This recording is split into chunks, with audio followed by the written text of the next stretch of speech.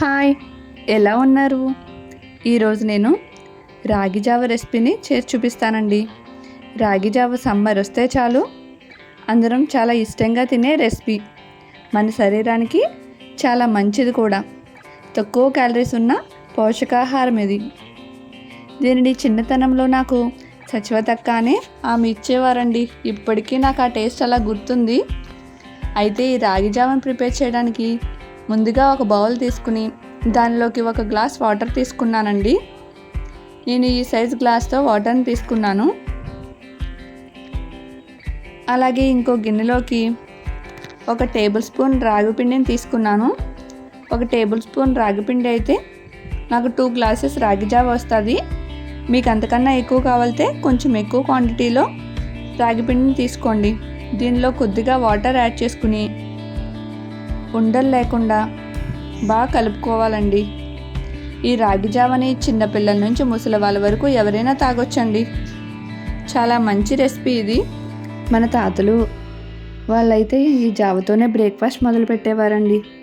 ఇది పోషక లోపాన్ని భర్తీ చేసి ప్రాచీన కాల పద్ధతి నుండి వస్తున్న జావ. ఇది మన పొట్టలోని గ్యాస్ని మంటని తగ్గిస్తుందండి. నీళ్ళు ఇలా మరుగుతున్నప్పుడు మనం ముందుగా కలిపి ఉంచుకున్నాం కదా, రాగిపిండిలో కొద్దిగా వాటర్ కలుపుకుని ఆ జావని నీళ్ళలోకి వేసి కలుపుతూ ఉండాలండి. అలా కాకుండా డైరెక్ట్గా నీళ్ళతో పాటు రాగిపిండిని కలిపి తీసుకున్నా పర్లేదు. ఇలా తీసుకోవడం వల్ల జావ బాగా ఉడికి టేస్ట్ బాగుంటుందండి. అలాగే ఉండలు లేకుండా కూడా పిండి బాగా కలుస్తుంది. దీన్ని మీడియం ఫ్లేమ్లో పెట్టుకుని బాగా కొద్ది ఎక్కువసేపు మరిగించాలండి. చాలామంది ఒక పొంగు వస్తే చాలు ఈ రాగి జావని కట్టేస్తారు. అలా కాకుండా పిండి కొద్దిగా ఉడకనిస్తేనే ఇది టేస్ట్ చాలా బాగుంటుంది. అందరూ ఇష్టంగా తింటారు.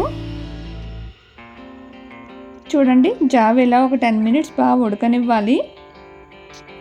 ఇలా చిక్కగా అయ్యాక కట్టేస్తే మధ్య మధ్యలో కలుపుతూ ఉండాలి. లేదంటే దలసరిగా ఒక పొర ఏర్పడుతుంది, తరుకు కడుతుంది అంటాం కదా, అలా అవుతుంది.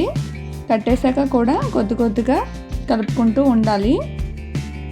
జావ ఇలా ఎక్కువసేపు ఉడకడం వల్ల ఎటువంటి ఇబ్బంది ఉండదండి. అది సరిగ్గా ఉడకలేనప్పుడే మనకి తేనెపొలు రావడం, పొట్టలో గుడగలు రావడం మొదలవుతుంది. ఇలా బాగా ఉడికిన జావని తీసుకుంటే ఆరోగ్యానికి చాలా మేలు చేస్తుంది, మన శరీరానికి చలవ చేస్తుంది. జావని ఇలా స్టవ్ నుంచి దింపాక అప్పుడప్పుడు మధ్య మధ్యలో ఇలా కలుపుతూ చల్లారబెట్టుకోండి. ఇప్పుడు నేను ఈ బౌల్లోకి కొద్దిగా జావని తీసుకుంటున్నాను. మీకు 2 రకాలుగా ఈ జావని ఎలా తాగొచ్చో చూపిస్తాను.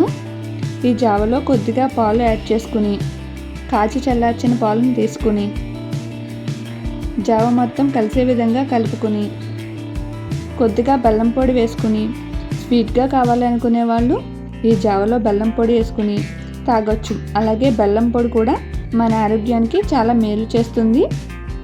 ఇలా స్వీట్గా ఉండడం వల్ల పిల్లలు ఇష్టంగా కూడా తాగుతారు. ఈ బెల్లం కరిగే వరకు కాసేపు ఈ జావని కలుపుకోండి.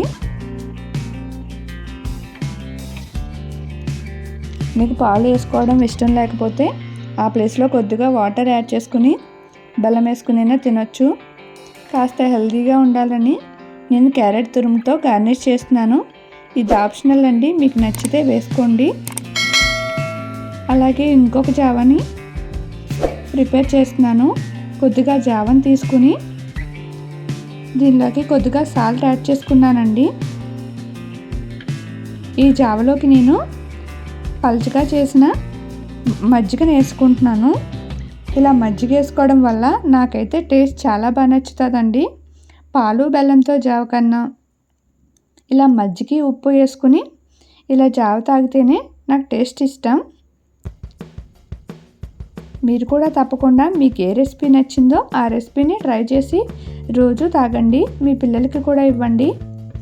ఈ మజ్జిగ జావలో కొద్దిగా ఉల్లిపాయలు పచ్చిమిరపకాయలు వేసుకుంటే కాస్త స్పైసీగా ఎక్స్ట్రా టేస్ట్తో చాలా బాగా వస్తుంది.